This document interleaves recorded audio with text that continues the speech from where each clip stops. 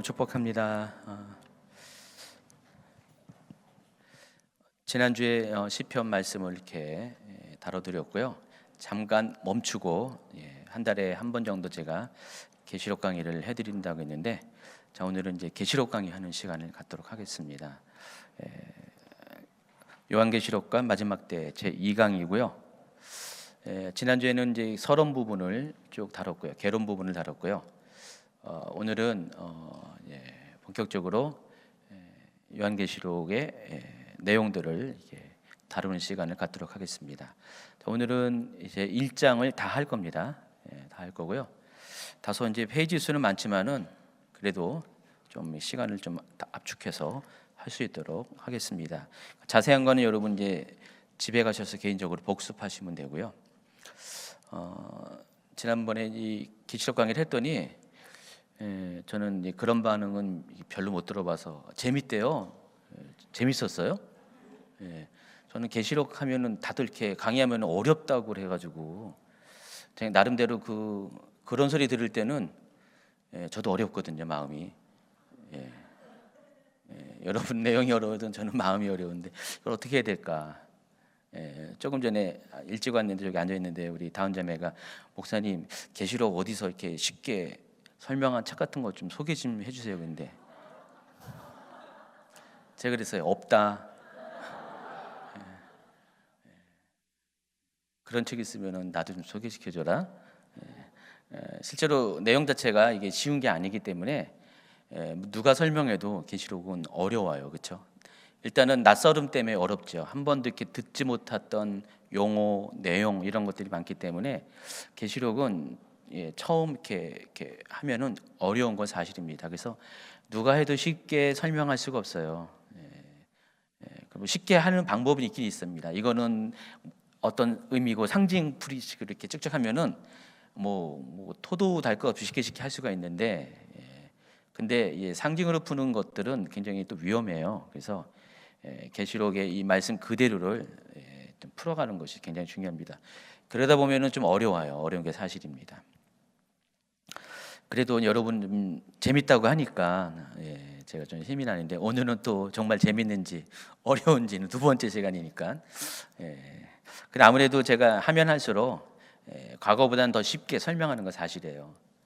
아무래도 좀 저 자신도 좀 완숙도가 예전보다는 더 나을 것이고, 오늘은 이제 강의한 이제 준비하면서 좀 이렇게 더 그런 걸 느끼더라고요. 더 쉽게 설명하고 압축시키고 그런 것들을 많이 느낍니다. 자, 오늘 제 2강 요한계시록 1장과 마지막 때 예수님의 모습, 이 제목에서 있는 것처럼 계시록 1장을 다룰 것이고요. 또 계시록 1장의 절반에 해당하는 마지막 때 우리에게 나타나실 예수님의 모습 가운데 있는 마지막 때 예수님의 사역이 어떤가를 좀 이렇게 말씀 중심으로 설명해 드리겠습니다. 자, 먼저 계시록이 기록된 과정과 또 계시록의 성격이 어떤 것에 대해서 여러분이 알 필요가 있는데, 1장 1절에 보면은 이 부분에 대해서 아주 명확하게 설명이 되어 있습니다. 같이 읽어볼까요? 예수 그리스도의 계시라. 이는 하나님이 그에게 주사 반드시 속히 일어날 일들을 그 종들에게 보이시려고 그의 천사를 그 종 요한에게 보내어 알게 하신 것이라. 계시록은 다른 책도 그런 책도 있지만은 아주 명확하게 이 계시록이 쓰여진 목적에 대해서 처음부터 1장 1절부터 이렇게 명확하게 언급을 하고 있습니다. 반드시 속히 일어날 일들, 결국은 그것이 그 시대에서는 그것이 오늘날과 같은 마지막 때라는 건 몰랐지만은 결과적으로 이 마지막 때 일들이 되죠. 그 일들을 당시 실존했던 소아시아의 7교회의 리더들에게 전달해서 그들로 하여금 때를 준비하기 위해서 쓰여진 서신입니다. 그래서 지난번에 말씀한 것처럼 계시록의 1차 수신자는 누구라고요? 오늘날 성도가 아니라 그때 당시에 1세기 말에 있었던 특별히 소아시아에 있는 7개 교회의 성도들이 이 계시록의 수신자입니다. 그러니까 계시록도 편지 형식으로 되어 있어요. 편지 형식으로 되어 있어서 이 계시록이라는 편지를 사도 요한이 반모섬에 있을 때 이것을 기록했고 또 전달하는 자의 손을 통해서 에베소 교회부터 시작해서 라오디게아 교회까지 그 당시에 소아시아 지역에 있는 7개 교회를 순회하면서 그 여행 루트에 따라서 전달을 해서 회람을 시킨 겁니다. 그래서 편지 형식으로 되어 있습니다. 그래서 1절에는 그 계시록을 기록한 목적이 분명하게 남아 있습니다. 자, 그런데 이건 지난번에 했고요. 근데 이 계시록이 기록된 과정이 있습니다. 기록된 과정이 있고 또 전달하는 과정이 여러분이 잘 이것을 이렇게 인지하지 못하는데 1절에는 그것도 나와 있어요. 그래서 좀 더 이것을 구체적으로 설명한 게 세번역으로 보시면은 계시록이 어떻게 기록이 되었고 어떻게 전달된 과정들이 또 분명하게 보여집니다. 세번역으로 이번에는 같이 읽도록 하겠습니다. 이것은 예수 그리스도의 계시입니다. 이 계시는 곧 일어나야 할 일들을 그 종들에게 보이시려고 하나님께서 그리스도에게 주신 것입니다. 그런데 그리스도께서는 자기의 천사들을 보내어 자기의 종 요한에게 이것을 알려주었습니다. 여기 보면은 기록 과정과 전달 과정이 명확하게 이렇게 나와 있습니다. 자, 내용은 반드시 속히 일어날 일들에 대한 예수 그리스도의 계시예요. 예수님께서 앞으로 반드시 속히 일어날 일들을 사람들에게 드러내 주시려고 한 내용이 이 계시록의 컨텐츠고요. 근데 그것을 계시하신 분이 누구시라고요? 예수님이 아닙니다. 하나님이세요. 예수님이 아니라 하나님께서 이것을 계시하신 겁니다. 계시의 주체는 하나님입니다. 또 다른 말로 계시의 시작 하나님이시고 그 하나님께서 아버지 하나님께서 반드시 속히 일어날 일들을 예수 그리스도께 알려준 거예요. 그리고 예수님께서 그것을 누구한테? 천사들에게 전달자로 삼아서 천사들에게 전달케 하고 그 천사들이 누구한테요? 요한에게, 그리고 최종적으로 7교회의 리더들에게 이 편지가 전달이 되었습니다. 그래서 1장 4절은 요한은 아시아에 있는 7교회에 편지하노니 하면서 1장 11절 12절 볼까요? 또 이르되 내가 보는 것을 두루마리에 써서 에베소, 서머나, 버가모, 두아디라, 사데, 빌라델비아, 라오디게아 등 7교회에 보내라 하시기로. 자, 명확하게 이 계시록은 누가 왜 썼는지 또 어떻게 전달 과정을 통해서 누구에게 구체적으로 전달하는 것이 아주 명확하게 남아 있어요.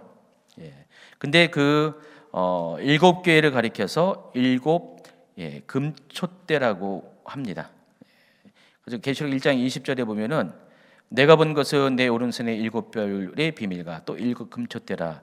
7별은 7교회의 사자요 7 촛대는 7 교회니라 이렇게 나와 있어요. 이 부분은 나중에 이제 뒷부분에서 다룰 겁니다. 자, 이것이 계시록이 쓰여지고 전달될 과정입니다. 제가 이제 이것을 이렇게 굳이 뭐 다 알 것 같은데도 명확하게 하는 이유가 있습니다. 그 있잖아요. 그 2단 있잖아요. 2단. 3단도 아니고 2단.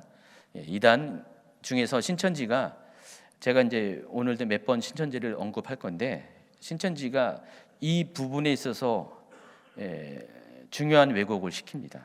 자, 보시면은 그림에 보는 것처럼 신천지가 주장하는 게 이 1장 1절의 후반부에 있는 계시록이 쓰여지고 전달되는 과정을 이렇게 왜곡시킵니다. 먼저 하나님이 주신 계시고요. 예수님을 통해서 주신 계시죠. 예수 그리스도의 계시라고 했죠. 그게 천사까지 가는 거는 거기까지 맞는데 그 다음부터 변질이 생깁니다. 새 요한이 누구예요? 저 사람 누구예요? 많이 봤습니까? 여러분 개인적으로 아세요? 그럼 큰일 납니다. 여러분 개인적으로 아신 분들은 수상한 분들이고요. 저렇게 요한을 자기로 바꿔버렸어요. 뒤에 보면 또 다른 게 나와요. 그런 게 굉장히 많아요. 그 신천지에는. 그리고 최종적으로 전달자가 수신자가 당시 소아시아 7교회 리더들이에요. 사자라고 했는데 거기를 감독하는 일종의 담임 목회자 같은 사람이죠. 그들인데 저기서는 그 수신자를 뭐라고 했어요? 신천지 성도 모두를 가리켜요. 13만 4천에. 성경의 내용과 달라요. 다른데 저렇게 이렇게 왜곡을 시킵니다. 그러니까 항상 이단들은 이렇게 좀 가다가 뒷부분이 이렇게 탁 틀어져요. 그래서 여러분이 이게 이것만 이렇게 제대로 알아도 이게 여러분이 오늘 들었어요. 근데 누가 신천지가 여러분 이렇게 교묘하게 와가지고 여러분 계시록 모르는 줄 알고 여기서 안 배운 줄 알고 막 이렇게 설명해요. 이거 이상한데? 계시록이 그렇게 안 쓰여 있는데 막 이렇게 하면은 당황하게 될 거예요. 제가 이번 이렇게 강의하면서 그런 이단들이 이렇게 왜곡시킨 것들을 좀 이렇게 이왕이면은 좀 이렇게 여러분에게 좀 일부러 좀 알려줘야겠어요. 어떤 식으로 왜곡시키는가를. 그래서 두 번째 이 그림을 보면은 잠깐만요. 앞에 두 번째 저거 아니라는 뜻입니다. 저거 아니라는 뜻입니다. 저거 X 말고 저것만 딱 받아들이면 또 큰일 납니다. 아니고 X 저거 아니라는 겁니다. 그리고 보세요. 신천지 방송에서 유튜브에서 나오는 건데 캡처된 건데 지금 구약에서는 하나님께서 어떻게 여기 보니까 육적 이스라엘을 모세를 통해서 심판을 하는 것처럼 이렇게 설명을 하고요. 또 초림 때는 예수님께서 서기관과 바리새인들을 심판했다. 복음 가지고. 근데 마지막 때는 누가 등장해요? 이만희가 등장하는 거예요. 다시 예수님이 오시는 거잖아요. 초림 때도 예수님이고 재림 마지막 때도 예수님이 다시 오시잖아요. 그거를 이만희로 또 등갑을 시키는 겁니다. 그래서 이 사도 요한의 역할을 교주인 이만희가 대신하고 7개 리더들의 역할을 신천지 속한 사람들로 적용시켜서 왜곡시키고 그래서 오직 신천지만이 이 마지막 때에 비밀을 가진 복된 공동체다 이렇게 호도하는 것입니다. 오직 신천지에 들어와야지만 이 마지막 때 계시를 알 수가 있다. 그러니까 자신들만이 마지막 때 계시를 가지고 있는 사람들이라고 이렇게 이 말씀을 가지고 이렇게 이야기한다는 것입니다. 근데 아니라는 사실. 어쨌든 1장 1절은 이렇게 계시록을 기록한 동기와 목적 그리고 계시록의 기록 과정, 전달 과정까지 아주 명확하게 나와 있습니다. 그래서 여러분 그냥 그동안 1장 1절을 그냥 대충 읽었다면은 이제는 대충 기억하지 마시고 명확하게 기억하시기 바랍니다. 계시록은 누가 쓰게 하셨다고 했어요? 하나님께서 예수 그리스도를 통해서 또 예수님은 또 그 계시라는 게 뭔지 아시죠? 숨겨진 것이 드러나다는 뜻입니다. 그래서 하나님께서 마지막 때에 대한 일들이 숨겨져 있는데 그것들을 드러내신다는 것입니다. 근데 누굴 통해서냐면은 예수님을 통해서 드러내신다는 것입니다. 그래서 그 드러낸 것을 예수님께서는 천사를 보내어서 요한에게 알게 하셨고 또 요한은 편지를 써서 어디에게요? 7교회 당시 실존했던 7교회 사자들 교회 리더들에게 이 편지를 전달했습니다. 그래서 마지막 때를 미리 준비하기 위해서. 그게 계시록 1장 1절의 내용입니다. 또 계시록에는 많은 복이 약속이 되어 있습니다. 여러분 성경은 창세기 1장부터 복에 관한 이야기들이 쭉 나와 있어요.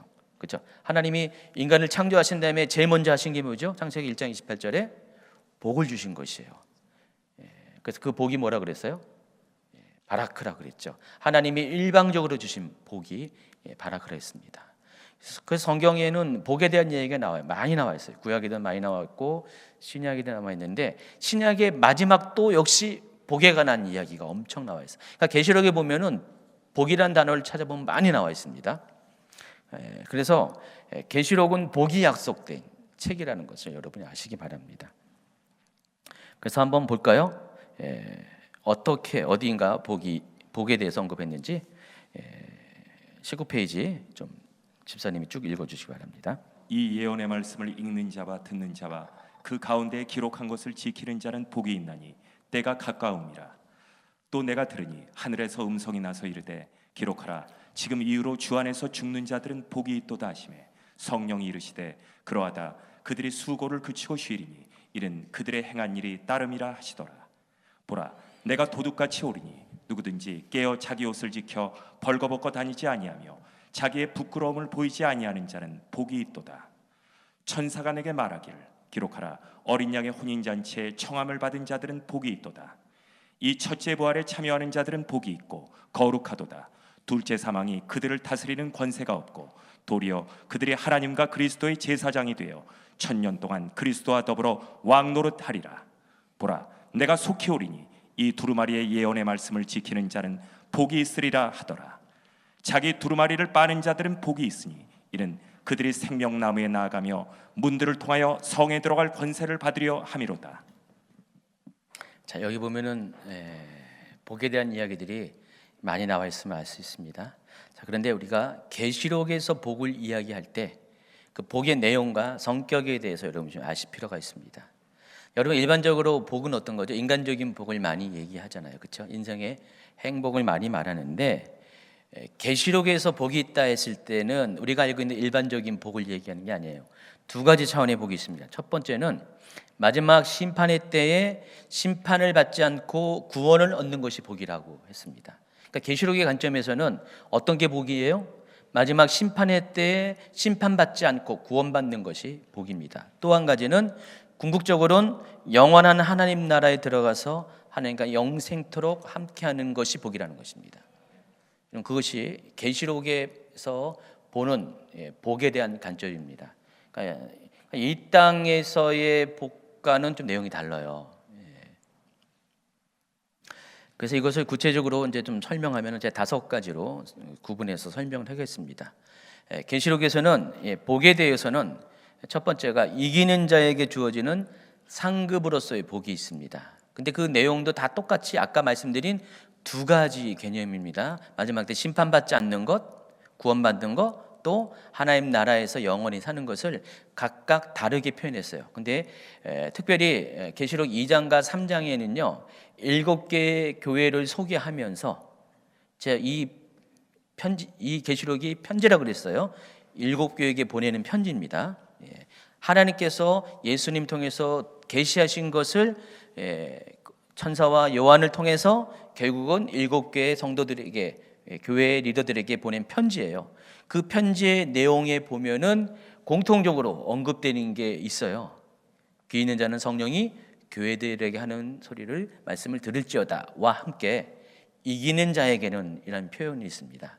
그래서 모든 교회에게 이기는 자가 될 것을 요청을 하고 있습니다.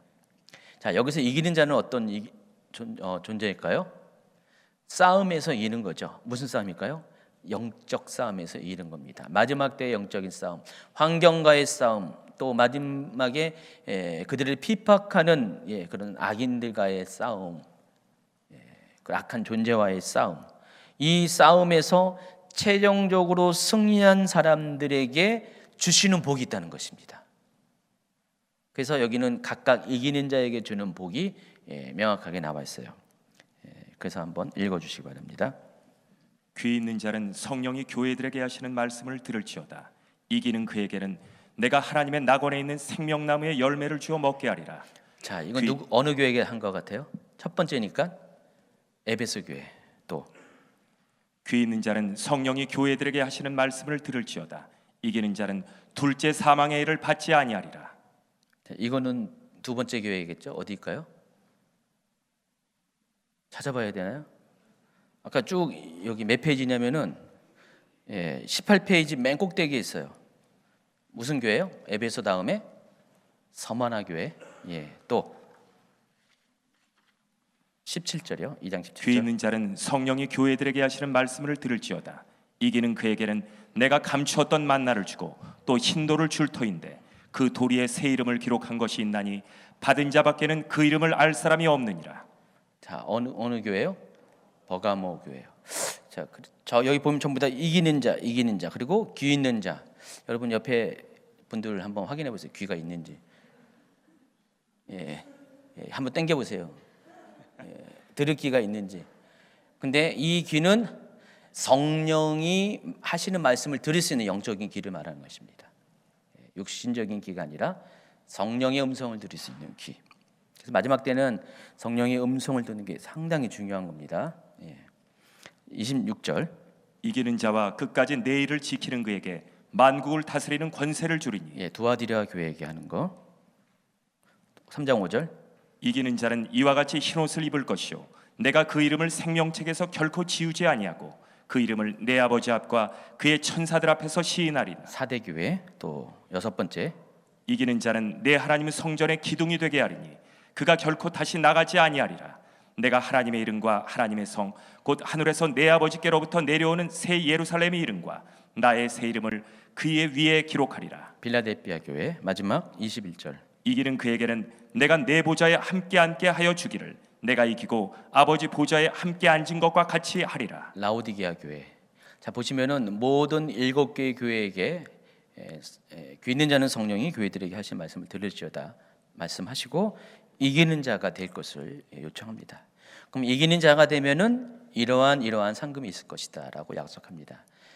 그래서 이 약속의 말씀이 각각 다른데 내용적으로는 아까 얘기했던 두 가지 포맷이에요. 첫 번째, 마지막 때에 심판받지 않고 구원받는다는 것, 또 영원한 하나님 나라에 들어간다는 것. 그 내용을 이렇게 다르게 각각 표현합니다. 이렇게 약간씩 다른 것은 그 교회에 주신 메시지가 좀 달라서 그래요.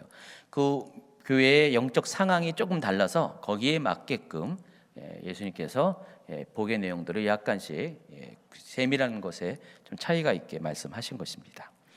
또 이기는 자가 되어라는 말이 또 한 번 나와요. 계시록 21장 7절 같이 읽어볼까요? 이기는 자는 이것들을 상속으로 받으리라. 나는 그의 하나님이 되고 그는 내 아들이 되리라. 새 예루살렘, 새 하늘과 새 땅이 임하고 새 예루살렘이 이 땅 가운데 와서 하나님께서 우리와 함께 계시는 바로 그때 하나님께서는 우리가 이기는 자가 되면은 그 하나님 나라의 모든 것들을 누리는 상속을 받는 그런 자가 될 것이다라고 이야기합니다. 자, 그런데 또 신천지 얘기합니다. 신천지에서는요, 그 이기는 자를 누구로 얘기할까요? 바로 답이 나와야죠. 이만희. 저기 보세요. 이만희가 이긴 자예요. 또 다른 약속 여기 똑같이 또 여러분은 이긴 자가 아니라 이긴 자와 함께하는 형제들입니다. 이긴 자는 단 한 사람을 의미하는 게 아니에요. 성경에 보시면 이긴 자는 단 한 사람을 의미하는 게 아니고 누구예요? 성도들이잖아요. 각각의 성도들.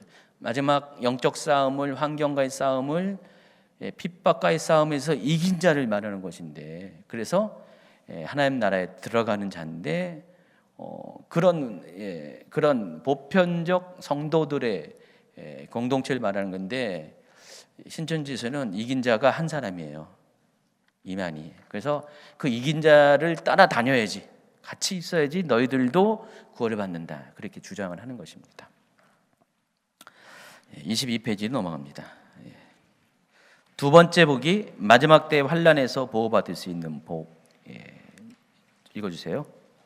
네가 나의 인내의 말씀을 지켰은즉 내가 또한 너를 지켜 시험의 때를 면하게 하리니 이는 장차 온 세상에 임하여 땅에 거하는 자들을 시험할 때라. 여기서 시험의 때는 구체적으로 7년 환난 중에서 후 3년 반 대환난 기간을 말하는 것입니다. 이때는 7 대접 재앙이 임할 것이고요.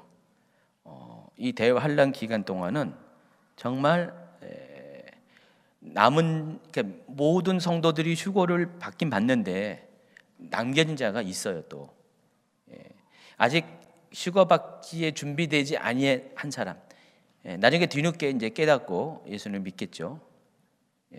그 중에는 일반 성도도 있을 것이고 유대인도 있을 것이고 뭐 그럴 거예요. 그럼 남겨진 자들은 환난을 받을 수밖에 없습니다. 그렇다고 해서 적그리스도 정부에 동조하는 것도 아니에요. 그러다 보니까 어떻게 해요? 남겨진 자로서, 레프트 비하인드로서 환난을 받게 됩니다. 바로 그 환난의 시기를 말하는 건데, 우리가 아까 이기는 자와도 연관되어 있는데, 우리가 계시록에서 받는 복은 그런 환난의 때를 우리가 통과하지 않는다. 그게 성경에서는, 계시록에서는 복이라는 것입니다. 이때 성도들은 이 환난의 때를 피해서 먼저 대환난이 오기 전에 휴거를 당하게 되죠. 그래서 세 번째 계시록에서의 복은 그리스도의 재림 때, 구체적으로는 공중 강림하실 때 공중에 휴거되는 것이 복이라는 것입니다.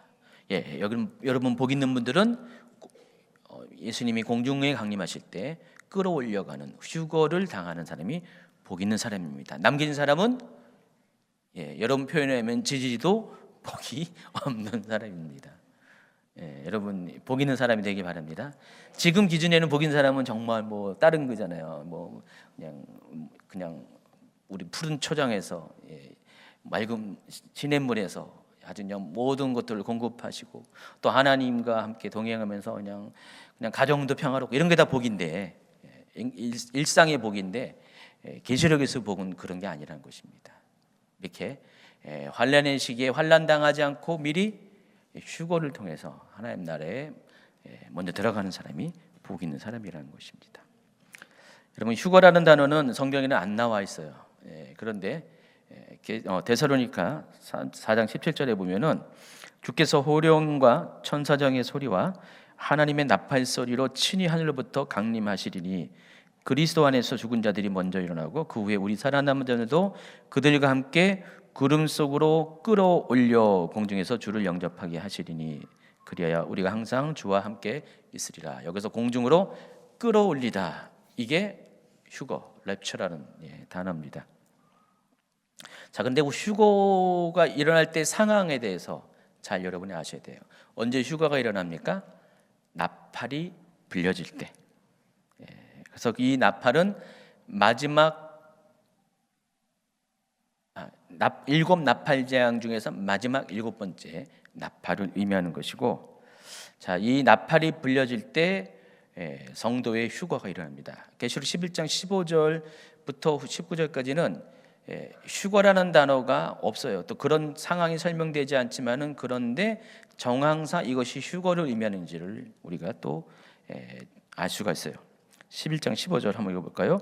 일곱째 천사가 나팔을 불매 하늘에 큰 음성들이 나서 이르되 세상 나라가 우리 주와 그의 그리스도의 나라가 되어 그가 세상토록 왕노릇 하시리다 하니, 일곱째 천사가 나팔을 불 때 이런 일이 일어난다는 것입니다. 근데 지금까지 모든 이 상황들은 하나님께서 그리스도께서 권세를 가지고 통치하는 그 상황은 아니었거든요. 근데 마지막 나팔이 불려지게 되면서 그 다음 순서가 바로 일곱 대접 재앙이 시작되는 거예요. 그러니까 일곱 번째 나팔 재앙은 그 자체로는 재앙이 없어요. 근데 일곱 번째 나팔이 불려지면은 일곱 대접 재앙이 시작이 돼요. 그것을 알리는 사인이에요. 그래서 일곱 대접 재앙은 심판이거든요. 그러니까 예수님께서 심판의 주로 마지막 때 오시잖아요. 초림은 구원의 주로 오시는 거고 재림은 심판의 주로 오실 때, 그럴 때 예수님께서 심판주로서 다스리는 그런 일이 일어나게 된다, 그 얘기를 하는 것입니다. 그래서 계시록 10장 7절 그 앞절에는요 또 이런 말이 있어요. 일곱째 천사가 소리내는 날 그의 나팔을 불려고 할 때 하나님이 그의 종 선지자들에게 전하신 복음과 같이 하나님의 그 비밀이 이루어지리라. 해당 장에서 구체적으로 설명하겠지만은 그 앞전에서 이렇게 이야기하는 게 여기 이제 열려진 작은 두루마리에 대한 장면을 이제 묘사하는 그 중의 내용입니다. 하나님께서 일곱 번째 마지막 나팔이 불려지는 그때에 하나님께서 선지자들을 통해서 미리 알려준 내용들이 있어요. 그게 바로 예수님이 다시 오시겠다는 그 이야기인데, 그래서 하나님의 그 비밀, 정관사 덜을 사용해가지고 그 성도의 휴거에 가는 것이, 아까 데살로니가 4장 17절도 바로 사도 바울도 바로 그 선지자에 해당하는 거죠. 그래서 이미 앞전에 있었던 하나님이 보낸 종들을, 선지자와 같은 종들, 하나님의 뜻을 나타내 준 종들을 통해서 미리 알려준 그 비밀이 마지막 나팔이 불려질 때 이루어질 것이다, 그 얘기를 하고 있습니다. 그래서 마지막 나팔이 불려질 때 예수님은 공중에 강림하시고 또 성도들은 끌어올려지는 휴거가 있게 된다는 것입니다. 이런 사람이 복 있는 사람입니다. 여러분 모두 복 있는 사람 되시기 바랍니다.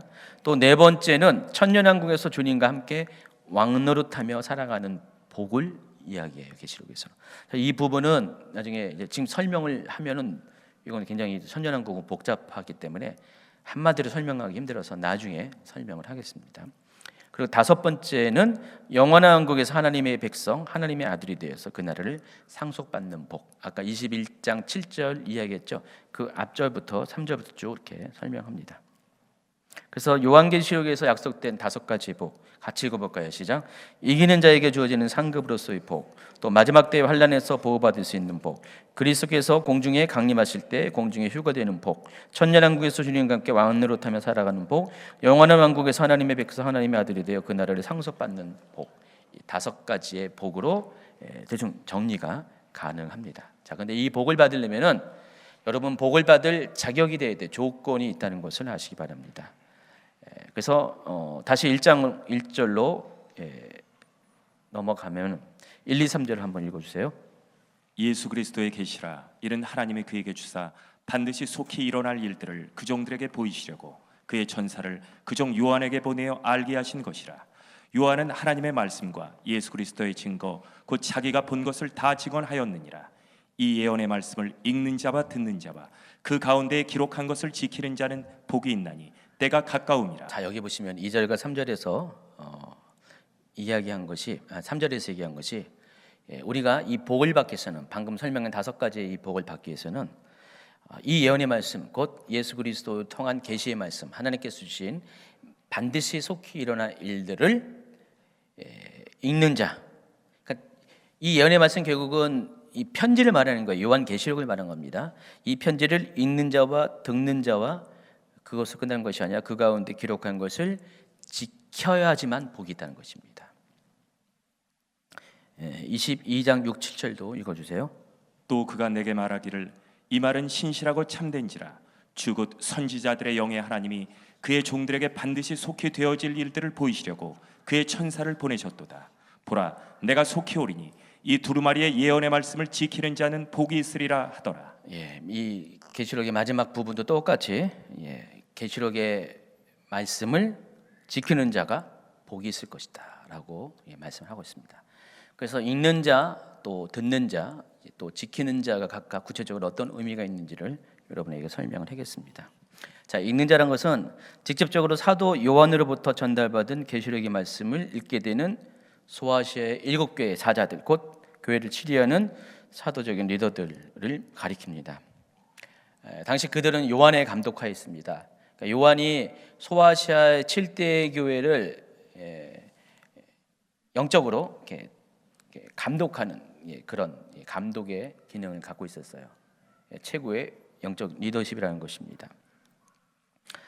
근데 하나님께서 이 계시록을 이 마지막 때 이 말씀을 이들에게 이렇게 나타내 보이신, 전달하게 하신, 계시하게 하신 이유가 있다는 것입니다. 이 당시에 7대 교회는 고난 가운데 있었습니다. AD 90년부터 96년까지 제2차 기독교 대박해가 있었습니다. 7년 대박해라고 불렸는데 도미티안이라는 황제가 몇 대 황제일까요? 네로 그다음에 9대? 10대? 그 정도 되는데 여러분 굳이 알 필요는 없지만 잠깐 왕들의 족보는 좀 대충 기억하시기 바랍니다. 네로, 베시파시우스, 디도, 그리고 그 다음이 네로가 5대인가 6대인가 그런 것 같은데 그래서 이 도미티안 황제가 좀 비교적 오래 통치를 했어요. 근데 처음에는 안 그랬는데 이 도미티안 황제가 처음에는 안 그랬는데 점점 사람이 폭군으로 변해갑니다. 변해가면서 자신을 신으로 섬기기를 요청을 합니다. 그래서 황제 숭배가 이때 본격적으로 등장을 합니다. 그 전까지도 그 황제들을 신으로 취향하려고 하는 움직임이 있었는데 이 도미티안 황제는 자기가 그것을 주도해서 자기를 신으로 섬기기를 원했습니다. 로마는 거듭 말씀드리지만은 거대한 제국이잖아요.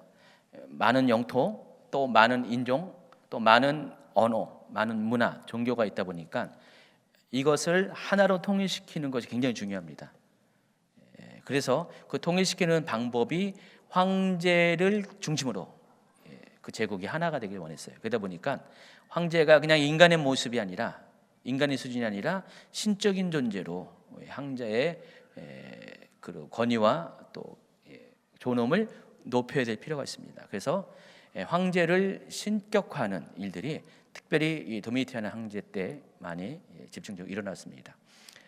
그런데 이것이 기독교와 갈등을 일으키면서 기독교를 핍박하는 일이 일어났습니다. 제1차 대박해 때는 네로 황제가 자기의 정치적인 어떤 그 입지를 이렇게 다지기 위해서 로마 대화재의 모든 원인을 이렇게 기독교인에게 뒤집어 씌기 위해서 기독교인을 핍박한 거라면은 이 제2차 박해 때는요, 약 30년 뒤에 일어난 2차 박해 때는 황제 숭배를 위해서 기독교인들이 희생을 당하게 됩니다.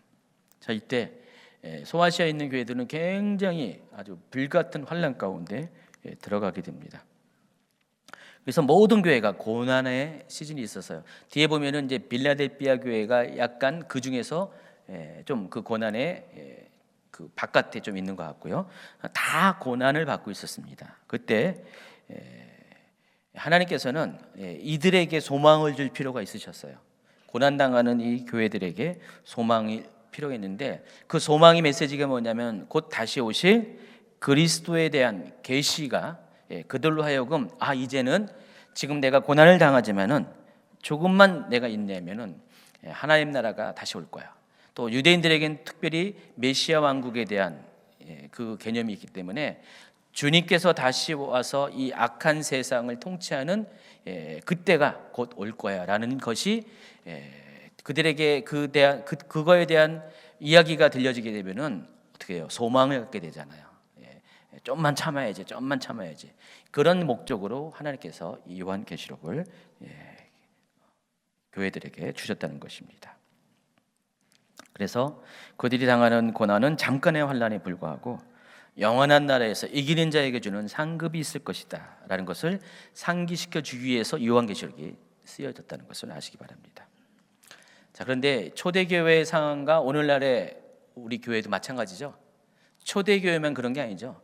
그 위에 모든 교회들도 다 믿음 때문에, 예수 그리스도를 믿는 믿음, 하나님 말씀을 지키려는 그것 때문에, 순종하는 것 때문에 많은 시기에 교회들이 핍박을 당하고 또 순교자도 많이 발생했고 오늘날도 마찬가지입니다. 오늘날도 하루에 몇백 명 이상 지금도 순교자가 발생하고 있습니다.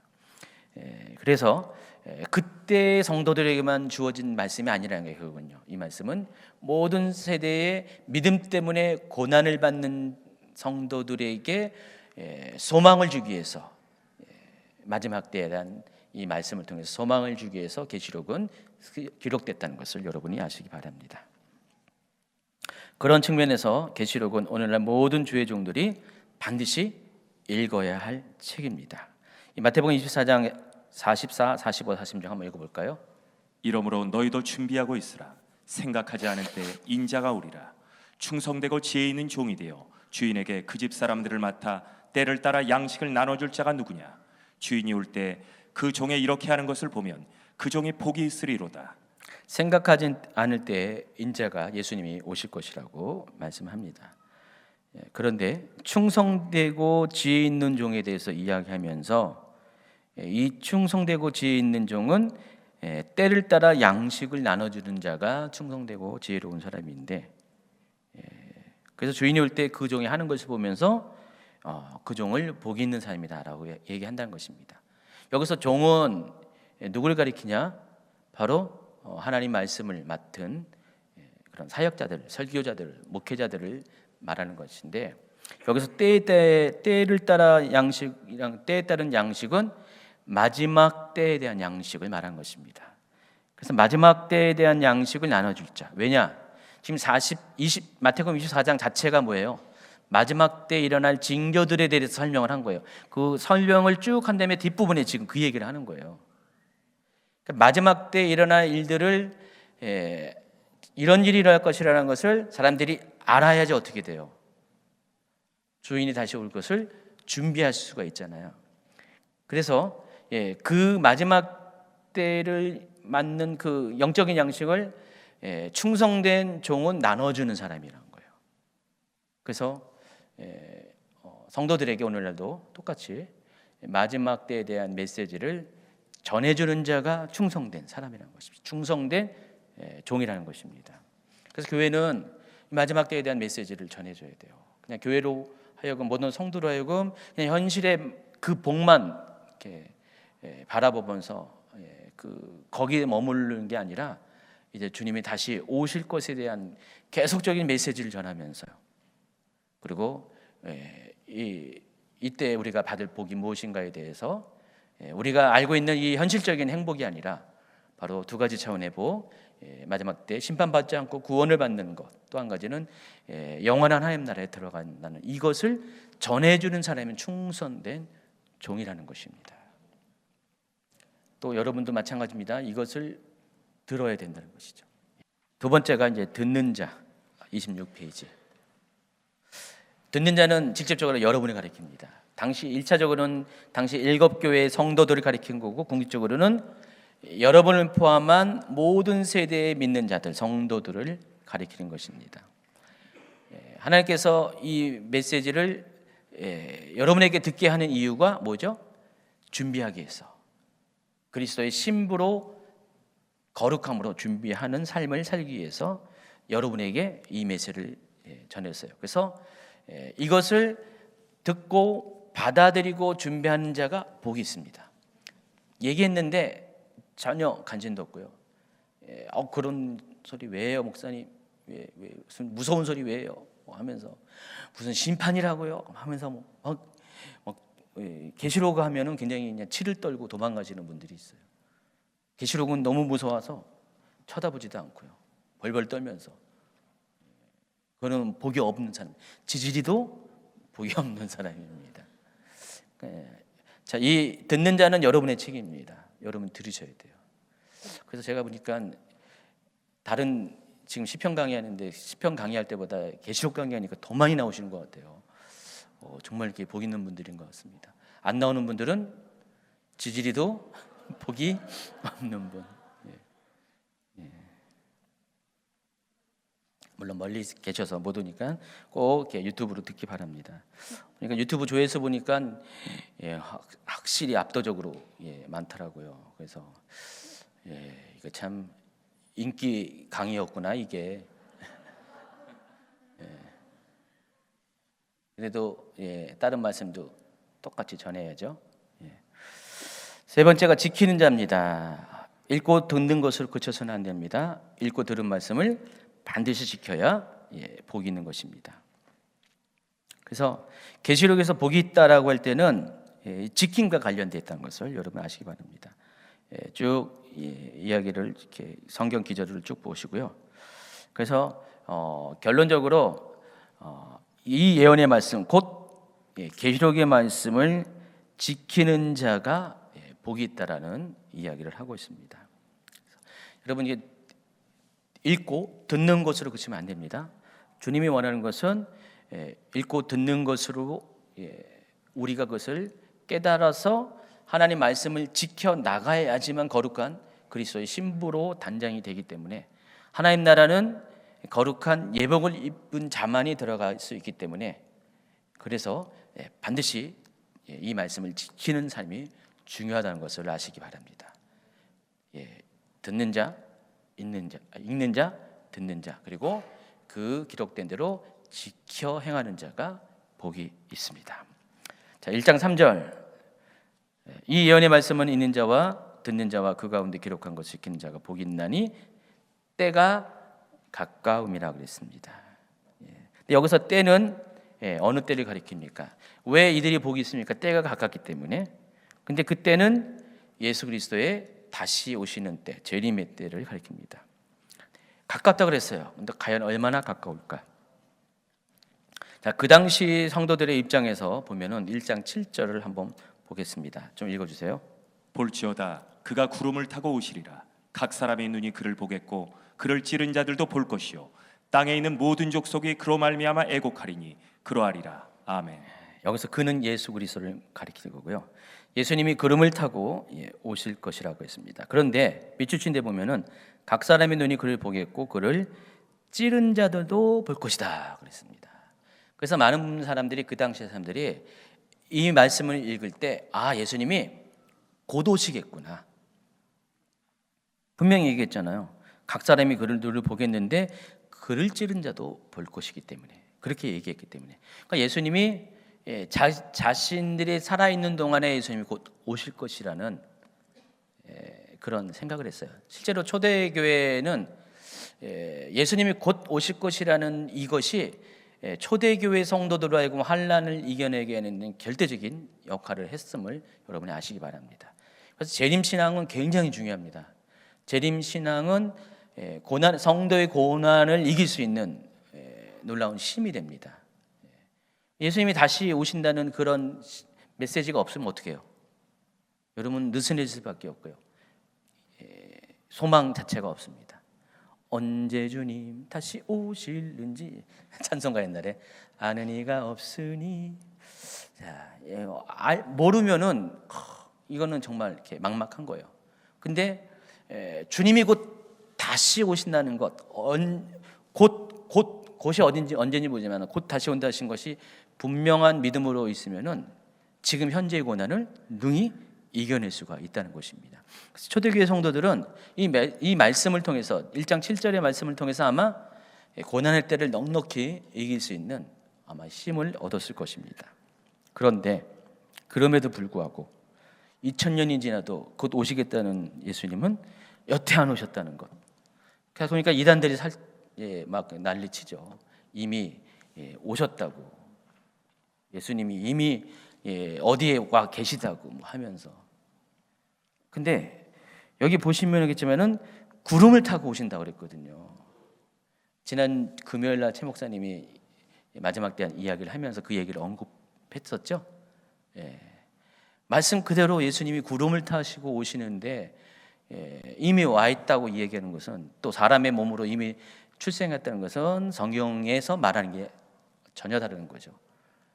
초림의 예수님은 육신이 있고 사람의 몸을 통해서 태어난 건 맞지만은 재림의 예수님은 아닙니다. 그 올라가신 그대로, 승천하신 그대로 다시 오신다고 성경이 분명히 말씀하셨어요. 근데 곧 오시는데 아직도 2000년이 지났는데, 가까이 지났는데 재림은 일어나지 않았습니다. 그래서 우리가 왜 예수님이 왜 그때 곧 오신다는 건데 왜 안 오실까에 대한 의문을 가져야 되겠죠. 궁금하시죠? 그래서 우리가 이것을 이해하기 전에는 여기서 말하는 그 때에 대한 개념을 좀 아셔야 된다는 것입니다. 헬라에서 이 때는, 시간을 가리키는 이 단어는 두 가지입니다. 크로노스하고 카이로스. 여러분 많이 들었죠? 크로노스는 물리적인 시간을 말하는 거고요. 카이로스는 하나님의 섭리가 일어나는 어떤 결정적인 시간, 하나님의 시간표를 말하는 것입니다. 근데 1장 7절에서는 바로 그때가 카이로스의 시간이라는 것을 여러분이 아시겠네요. 크로노스가 아니라 카이로스의 시간입니다. 그래서 하나님의 시간이지 물리적인 그 시간의 의미가 아니라는 것을 아시기 바랍니다. 하나님의 시간은요, 전적으로 하나님의 계획과 섭리 가운데 하나님의 뜻에 달려 있습니다. 그래서 하나님은 하루가 천년 같고 천년이 하루 같은 분이시라서 우리는 시간에 매이지만 하나님은 시간에 매이지 않고요. 하나님은 영원을 사시는 분이기 때문에 우리는 천년의 기이라는 것이, 2000년의 기이라는 것이 크게 보이지만은 하나님 입장에서는 정말 순간에 불과한 겁니다. 우리가 아무리 많은 시간을 카운트할지라도 하나님의 세계 안에서는 그 시간은 큰 의미가 없어요. 그래서 곧이라는 단어가 설사 10,000년이 돼도 20,000년이 돼도 하나님의 시간 안에서는 곧이에요. 곧 오신다는 것입니다. 그래서 사도 요한의 때도 곧이고요. 그리고 지금 2000년이 가까이 지난 주님이 지금 다시 오신다면 이때도 하나님한테는 곧이라는 것입니다. 그것을 이해하시기 바랍니다. 또 마지막 때 예수님의 재림은 공개적으로 이루어집니다. 모든 사람이 예수님께서 공중에 구름 타고 오신 것을 보게 될 것이고 또 성도들의 휴거 장면도 목도하게 될 것입니다. 여러분이 복이 있는 사람이라는 것은 되면은 다른 성도들이 휴거되는 것을 보는 게 복이 아니라 휴거 안 되는 사람들을 보면서 올라가는 게 복이죠. 어떤 사람이 되겠습니까? 와, 멋있다. 와, 공중에 끌려 올라가네. 대단하다. 와, 박수, 할렐루야. 근데 자기는 남아 있어. 이런 사람이 무슨 사람이요? 지지리도 복이 없는 사람입니다. 여러분도 끌려 올라가야 됩니다. 그를 찌른 자들이 당시에 예수님을 찌른 자들을 말하는데 그들이 본다 그랬습니다. 그런데 이들은 그러니까 예수님 당시 지금 사도 요한 때에 이루어졌으면 그들이 될 수가 있었어요. 근데 실은 이 시간대가 하나님의 시간대 안에서는 결국 예수님의 초림 때 예수님을 찌른 것처럼 그 시대 이후에 똑같이 교회와 성도들을 핍박하고 찌르는 그런 모든 악한 자들, 교회를 핍박하는 그들을 다 말하는 것입니다. 그들도 보게 될 것이다. 그 얘기를 하고 있습니다. 그래서 그들을 계시록의 관점에서는 짐승, 적그리스도 말하고요. 또 다른 짐승, 거짓 선지자, 그리고 그들 따르는 음녀들, 배도의 앞장선 그런 종교 통합 세력들, 또 바벨론, 세계 단일 정부, 그리고 그리스도를 따르지 않는 사람들을 가리킵니다. 4절로 넘어가겠습니다. 4절부터 8절까지 읽어주세요.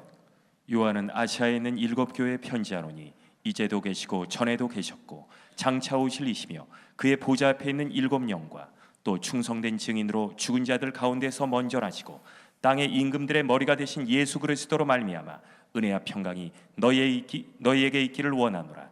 우리를 사랑하사 그의 피로 우리 죄에서 우리를 해방하시고 그의 아버지 하나님을 위하여 우리를 나라와 제사장으로 삼으신 그에게 영광과 능력이 세세토록 있기를 원하노라. 아멘.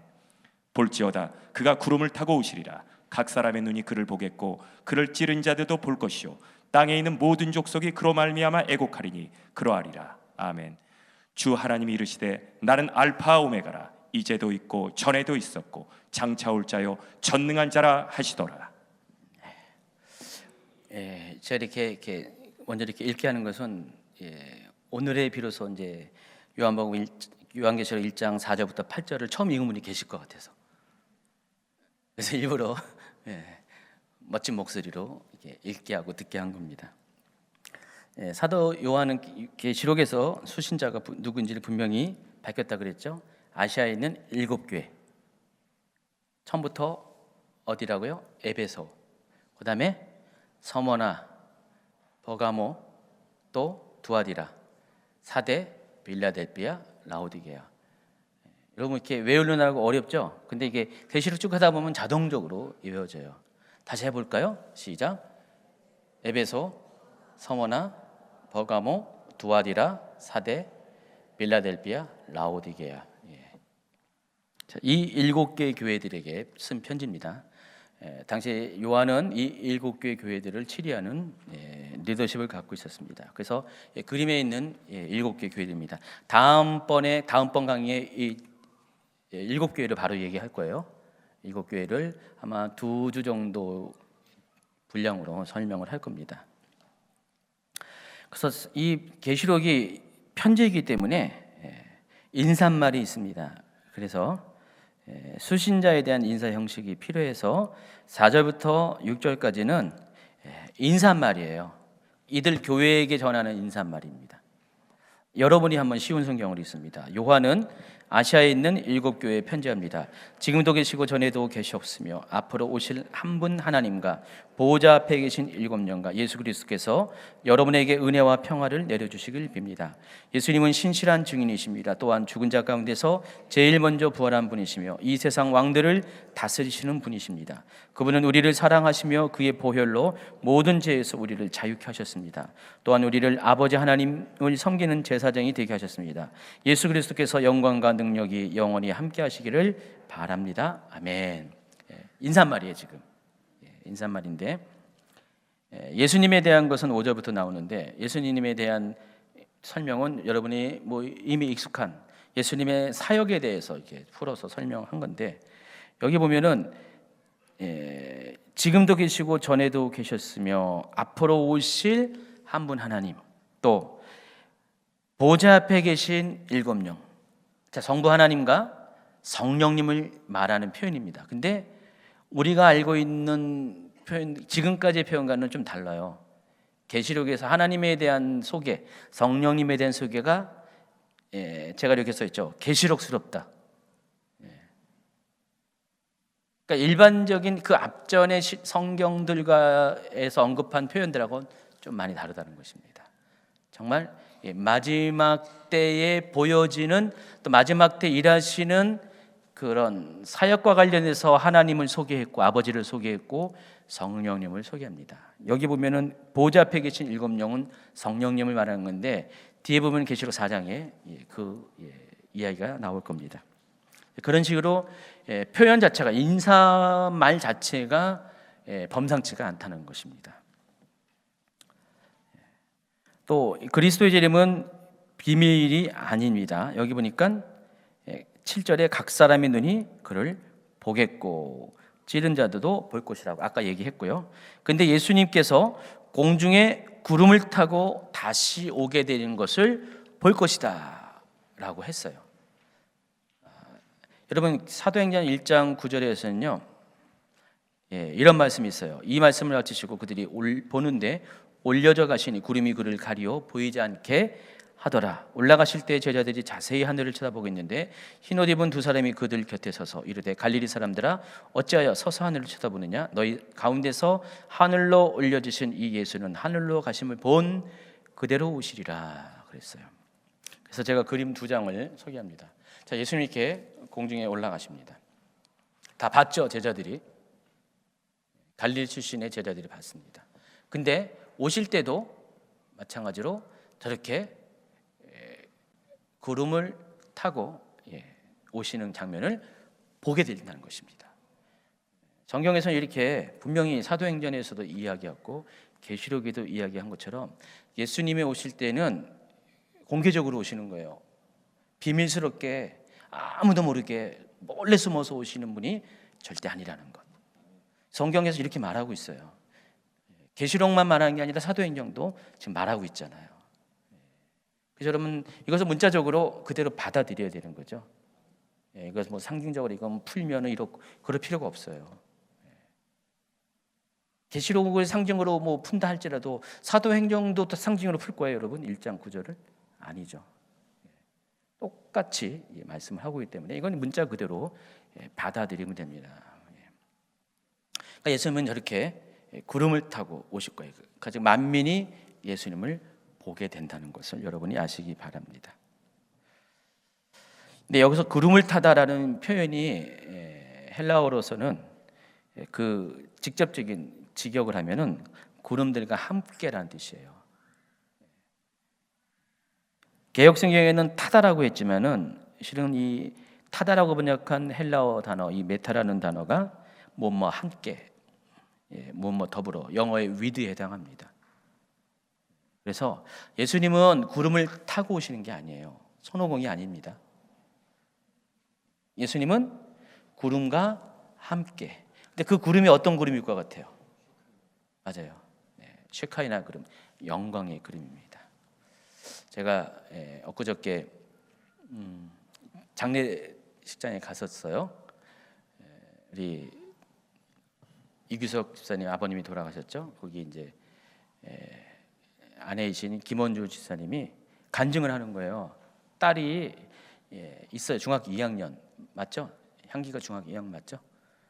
그래서 그 딸이 몇 주 전인가 몇 달 전에 수요일인가 수요일 날 엄마랑 같이 예배 참석했는데 이 수요일입니다. 수요일 날 참석했는데 엄마한테 그랬대요. 엄마, 저 강단에 지금 구름이 껴 있는데 한 요 정도까지 껴 있나 봐요. 절반까지.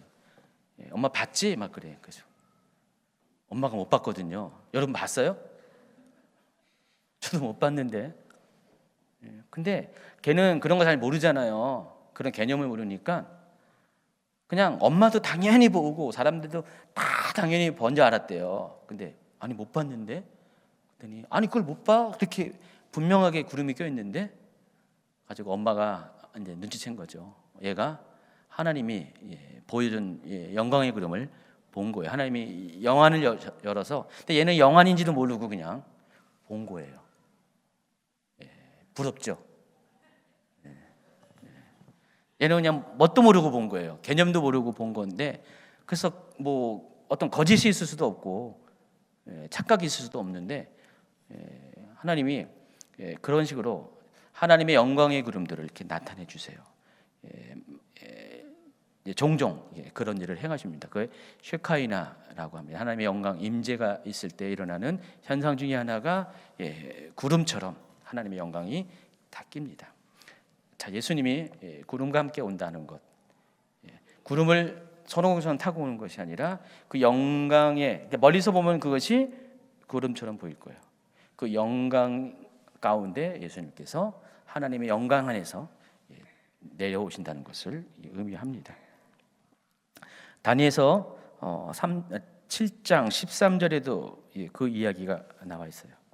내가 또 밤 환상 중에 보니 인자 같은 이가 하늘 구름을 타고 와서 예적부터 항상 계신 이에게 나아가 그 앞으로 인도되매 그에게 권세와 영광과 나라를 주고 모든 백성과 나라들과 다른 언어를 말하는 모든 자들이 그를 섬기지 아니하였으니 그의 권세는 소멸되지 아니하는 영원한 권세요 그의 나라는 멸망하지 아니할 것이니라. 아멘. 다니엘서를 보면은 계시록의 내용과 거의 똑같은 내용도 진짜 많아요. 그래서 여기도 보면은 인자 같은 이는 예수님을 가리키는 거예요. 근데 그 예수님께서 하늘 구름을 타고 온다고 그랬어요. 그러니까 이와 같은 일들이 이미 다니엘도 보았고요. 그리고 사도 요한도 보았습니다. 그리고 마지막은 누가 볼 거예요? 여러분이 보게 될 것입니다. 여러분 생에 주님이 다시 오시게 된다면은 여러분들이 꼭 이것들을 보아야 됩니다. 그때 주무시고 계시지 마세요. 한참 자고 났더니 나 봤대. 그러지 마시고요. 한참 자고 났더니 다들 이렇게 휴거돼서 없대.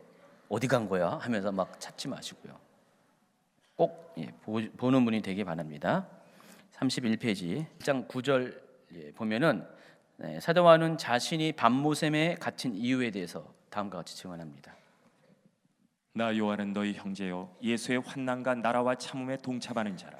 하나님의 말씀과 예수를 증언하였으므로 말미암아 밤모라 하는 섬에 있었더니 10절 11절 주의 날에 내가 성령에 감동되어 내 뒤에서 나는 나팔 소리 같은 큰 음성을 들으니 이르되 내가 보는 것을 두루마리에 써서 에베소, 서머나, 버가모, 두아디라, 사데, 빌라델비아, 라오디게아 등 7교회에 보내라 하시기로.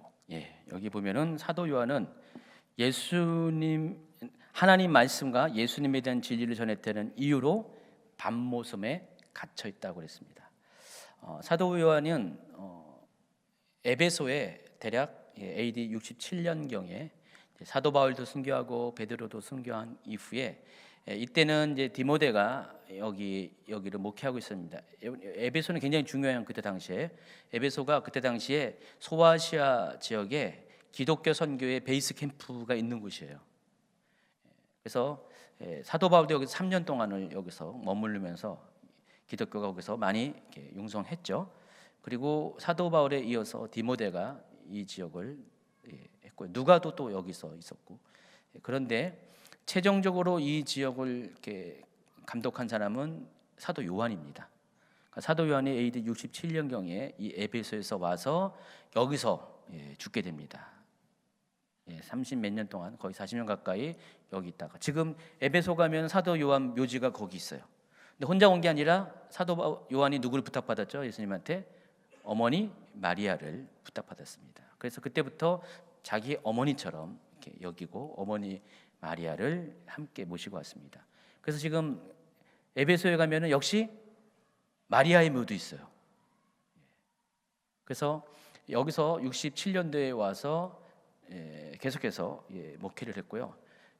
계속해서 이 지역에 있는 교회들을 이렇게 목양하는, 감독하는 그런 역할을 했습니다. 그러다가 AD 90년에 제2차 기독교 대박해, 7년 대박해가 일어나면서 사도 요한도 95년경에 체포가 됩니다. 원래는 사도 요한이 순교를 할 수밖에 없는 상황이었는데, 근데 전승에 의하면, 외경에 의하면은 사도 바울이 그 형 집행관들이 무슨 소리를 써도 안 죽는 거예요. 사도 바울이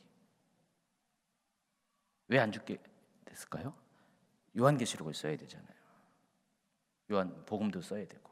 그래서 사도 요한이 안 죽으니까 두 번째 한 게 유배지로 귀향을 보낸 겁니다. 당시에 사형 다음으로 중한 죄인들이 유배지로 이렇게 반모섬과 같은 외딴 지역으로 유배를 보냅니다. 옛날에 우리 조선 시대에도 이렇게 사약이 안 내려지면 어떻게 하죠? 뭐 제주도 뭐 어디 이렇게 짝짝 하잖아요. 그런 식으로 그런 거죠. 당시 이 반모섬은 굉장히 아주 불모지에 해당합니다. 뭐 가시 엉겅퀴가 많고 쓸데없는 뭐 제대로 된 것이 없는 그런 이렇게 척박한 환경에, 지금도 뭐 그렇지만은 그런 곳이었습니다.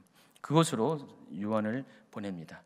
사도 요한은 거기서 약 1년 6개월까지 있는데 AD 96년 9월경에 도미티아누스 황제가 죽게 되면서 7년 대박해가 끝나게 됩니다. 그때 사도 요한도 여기서 풀려나게 됩니다. 자, 그런데 사도 요한은 이때 일반 죄인들과는 달리 여기서 좀 비교적 자유롭게, 손과 발이 사슬에 매이지 않고 자유롭게 활동하면서 다녔다고 합니다. 그러던 중에 주의 날이라는 것은 왜 신약 성경에는 주의 날이라고 표현이 많이 됐는데 왜 주의 날이라는 특별한 표현을 하냐? 바로 예수님이 부활한 날이 주의 날이에요. 오늘날 주일을 말한 것입니다. 예수님은 안식일 다음 날 부활하셨잖아요. 그래서 당시 초대교회 성도들은 대부분 어떻게 돼요? 유대인이면서 크리스찬이에요. 그래서 그들을 가리켜서 나사렛파라고 불렀는데, 이 나사렛파 유대인들은 특징이 율법도 지키면서, 절기도 지키면서 또 기독교의 모든 것도 지킵니다. 그래서 이들은 토요일 날은 안식일로 지키고, 또 토요일 날 다음 날인 오늘날 주일은 주의 날로 지켰습니다. 그러니까 두 번을 예배드린 거죠. 그래서 주의 날이라는 것은 바로 안식일 그 다음 날 예수님이 부활한 날을 가리킵니다. 그날에 이 하나님께서 그를 이렇게 불러서 이것을 환상이라고 말을 할 수밖에 없겠지만 환상은 아닌 것 같아요. 제가 보기에는 입신일 수 있어요. 그러니까 영이 끌어올려가는 그런 상황. 그래서 하나님께서 하늘에 열린 문을 두시고 요한한테 이리 올라오라 해가지고 사도 요한이 그 하늘에 열린 문을 통해서 하늘 나라에 올라갑니다. 천국으로 올라갑니다. 삼정천으로 올라가죠. 계시록 4장에 나와 있습니다. 그래서 하나님께서 요한에게 천국의 광경을 먼저 보여주고 5장부터는 또 하나님 보좌에 있는 그 두루마리 책, 마지막 때 일들이 기록한 책, 그리고 6장부터는 그것이 인이 떼어지면서 일어날 마지막 때 사건들을 계속해서 알려주게 됩니다. 자, 그래서 이 모든 것들을 기록한 사람이 있어요. 누가 기록했냐면은 전승에 의하면은 당시 사도행전 6장에 보면은 7집사가 나오는데 그 중에 한 명 브로고로가 있는데 이 사람이 이때 당시에 사도 요한과 이 유배지에 동행을 했고 이 브로고로가 이것을 받아 적어서 이 브로그로의 손에 들려서 7대 교회에 다니면서 이것이 전달됐다라고 그렇게 추론을 하고 있습니다. 그래서 요한은 자신이 목격한 예수님의 모습을 12절부터 20절까지 쭉 이렇게 설명을 하는데, 이거 여러분 읽으면은 좀 이렇게 어차피 몰라요. 그래서 제가 뒤에 설명하면서 하나하나 하겠습니다. 그래서 12절부터 20절까지의 이야기를 보면은 32페이지에 요 그림이에요. 지금 사도 요한은 요 그림을 본 거예요. 예수님의 이 모습을 본 거예요. 무슨 소리가 들려서 딱 봤더니 자기한테 말한 소리 했더니 인자 같은 이가 하면서 이렇게 저런 모습으로 예수님이 보여준 겁니다. 이해하시겠죠? 이렇게 딱 그림으로 딱 해버리면은 아주 간단한 건데 거기 설명이 12절부터냐 20절까지 쫙 나와 있잖아요. 이런 모습의 예수님을 보았다는 것입니다. 이런 예수님의 모습은 이전에 사도 요한이 본 예수님의 모습이 아니에요. 사도 요한은 그 누구보다도 예수님을 가까이 본 사람이잖아요. 정말 예수님과 가장 친밀하면 친밀하다고 말할 수 있는 그런 사람이었잖아요. 그러니까 내가 알고 있는 예수님의 모습이 아니라 새로 본 예수님 모습은 저런 모습이에요. 그러니까 사도 요한의 입장에서는 예수님의 모습이 굉장히 낯설었을 거예요. 내가 한 그분이 아니야. 정말 예수님의 모습이 보세요. 머리에는 어떻게 해요? 뒤에 보면은 흰 양털 같고 눈가 같고 또 눈은 불꽃 같고 또 입에서는 날성검이 나오는 것 같고 또 7뼈를 손에는 붙잡고 계시고 가슴에는 금띠가 들려져 있고 7 촛대가 있고 발은 풀무에 단련한 빛난 주석 같은 발, 뭐 이런 것들이 또 해같이 빛나는 얼굴, 뭐 이런 것을 이렇게 보니까 사도 요한도 굉장히 당황했을 거예요. 내가 아는 그 예수님이 아닌데. 그래서 이런 모습으로 딱 서 있는 예수님을 봅니다. 그러면서 사도 바울이 아니라 사도 요한. 제가 지난 강의에 저도 모르게 사도 바울 많이 얘기했대요. 그거 알았어요, 여러분? 그랬어요. 그 전에 계속 적을 해서 그래요. 데살로니가 전후서도 하고 계속 그거에서 제가 입에 배웠어요. 그래서 그 사도 요한은 이 예수님의 모습을 보면서 뭘 깨달았냐면은 예수님께서 마지막 때 다시 오실 예수님의 모습 가운데 예수님의 사역이 뭔지를 사도 요한은 알게 되었다는 것입니다. 33페이지부터는 그것을 좀 차례로 설명을 하는데 아주 빠른 속도로 설명을 해보도록 하겠습니다. 먼저 몸을 돌이켜 나에게 말한 음성을 알아보려고 돌이킬 때에 7 금촛대를 보았다. 7 금촛대가 뭐라고 했어요? 7 교회라고 했어요. 그 촛대 사이에 인자 같은 이가, 그러니까 교회 사이에 인자 같은 이가 발에 끌리는 옷을 입고 가슴에 금띠를 띠고 다니고 계시다는 것입니다. 그래서 지금 이 모습은 예수님께서 7 교회를 다니시면서 7 교회를 돌보시고 있다는 그 상징적인 이야기를 하고 있는 것이에요. 그러니까 계시록은 문자와 상징이 이렇게 혼합되어서 우리가 이것을 풀어가야 된다고 합니다. 그래서 지금 예수님이 이것을 문자적으로만 읽으면 어떻게 해요? 예수님이 7 촛대 사이에, 저기 촛대가 있지만 7 촛대 사이에 예수님이 왔다 갔다 하는데 분명히 20절은 7 촛대가 의미가 뭔지를, 상징적인 의미가 7 교회라고 말했기 때문에 이 모습은 예수님께서 7 교회를 두루 다니시면서 그들을 돌보시는 예수님의 사역을 상징적으로 표현한 것을 알 수가 있습니다. 에베소서 2장 1절도 이것을 지지하는 이야기를 하고 있습니다. 같이 읽어볼까요?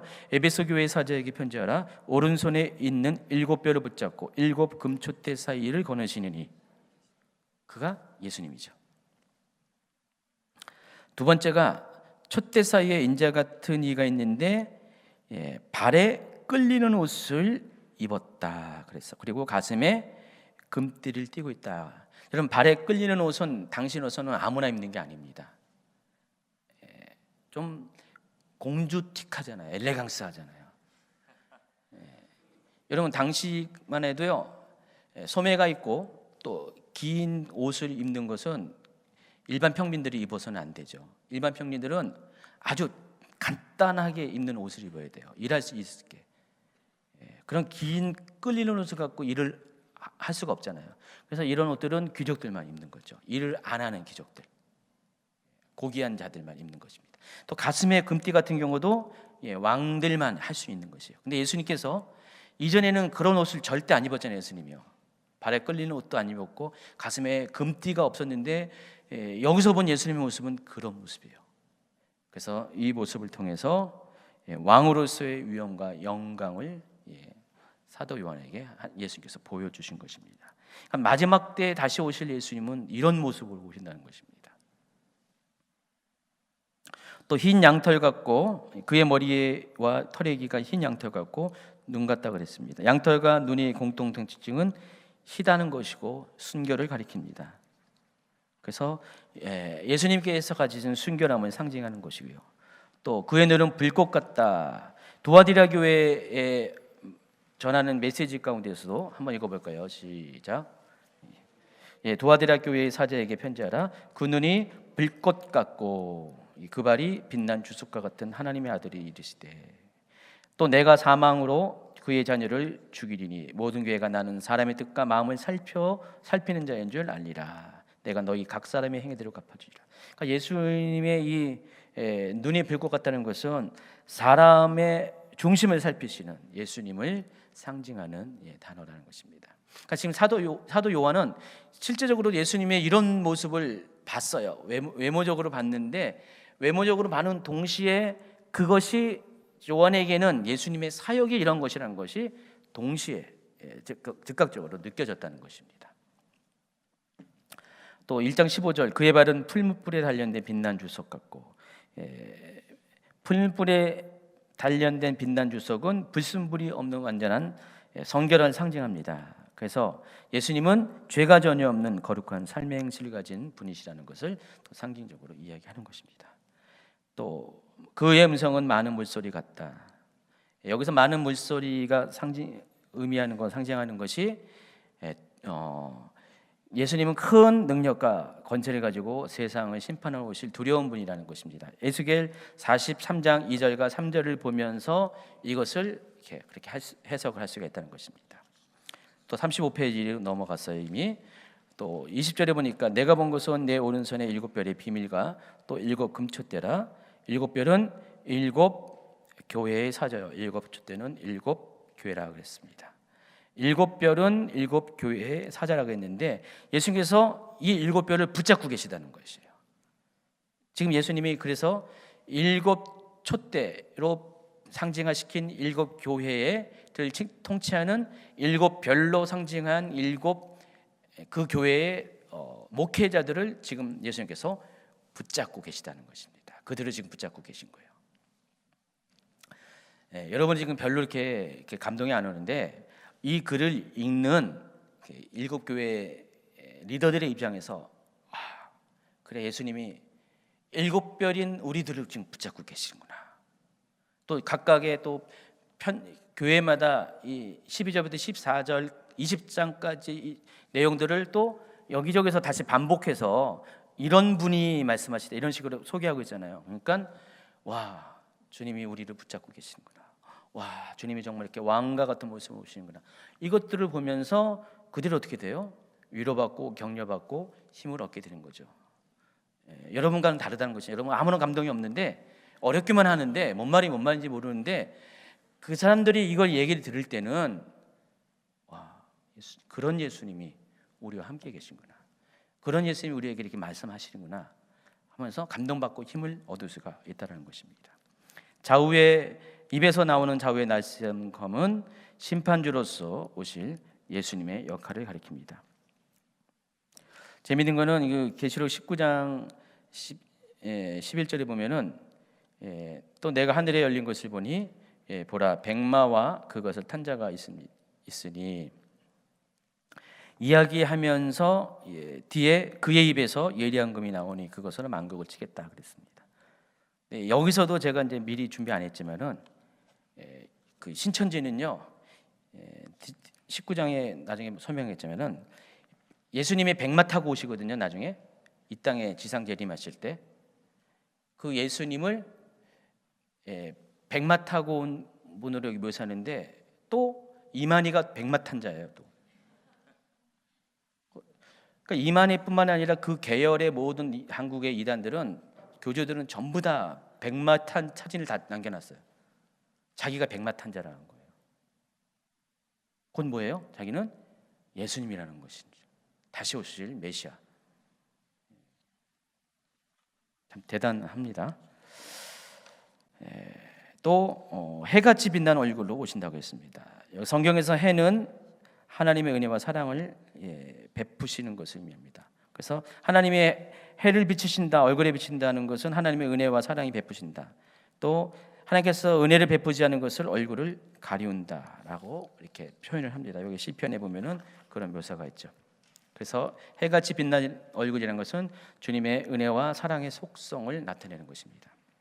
자, 이와 같이 예수님은 머리부터 발끝까지 전부 다 사도 요한이 본 마지막 때 오실 예수님의 모습은 머리부터 발끝까지 다 의미 있고 상징화된 모습으로 사도 요한에게 비춰졌습니다. 순결하시고 지혜로우시고 죄가 전혀 없는 거룩한 분이시고 또 사람의 마음과 뜻을 살피는 전지하신 속성을 가지셨고 큰 능력과 권세를 가진 왕의 위엄과 영광을 가지시고 장차 심판주로 오실 것입니다. 그러면서 크신 은혜와 사랑을 가지고 모든 교회와 사역자를 붙들고 계시는 게 바로 예수님, 다시 오실 예수님의 모습이고 정체성이라는 것입니다. 지금 사도 요한은 이것을 봤어요. 그리고 감격했을 것입니다. 그리고 사도 요한은 이 예수님의 모습을 가지고 2장부터는 에베소 교회에게 편지하는 그 편지를 쓰기 시작합니다. 이게 사도 요한계시록 1장의 모든 내용입니다. 요한계시록이 어렵나요? 어렵지 않죠. 오늘 어떻게 해요? 아까 제가 이제 처음에 얘기했죠. 어렵나요? 재밌나요? 그저 그렇나요? 재밌어요? 여러분 참 이렇게 복 있는 사람입니다. 이것을 깨닫는다는 게 얼마나 대단한 거죠. 그렇죠. 그래서 계속 그 복을 유지하기 바랍니다. 그래서 말씀하신 것처럼 이것을 읽는 자, 듣는 자, 또 그 가운데 기록된 대로 지켜 행하는 자까지 돼야지 여러분이 복이 있고, 이 복은 우리가 말하는 일상적인 어떤 인간이 누리는 그런 삶의 행복을 말하는 것이 아니라 마지막 때와 관련된 복인데, 마지막 때 심판 때 심판당하지 않고 구원을 받는 것, 또 영원한 하나님 나라에 들어가는 것이 여러분이 누려야 될, 또 여러분이 누리고 싶도록 붙잡아야 될 가장 중요하고 궁극적인 복이라는 것을 꼭 기억하는 여러분 되길 바랍니다.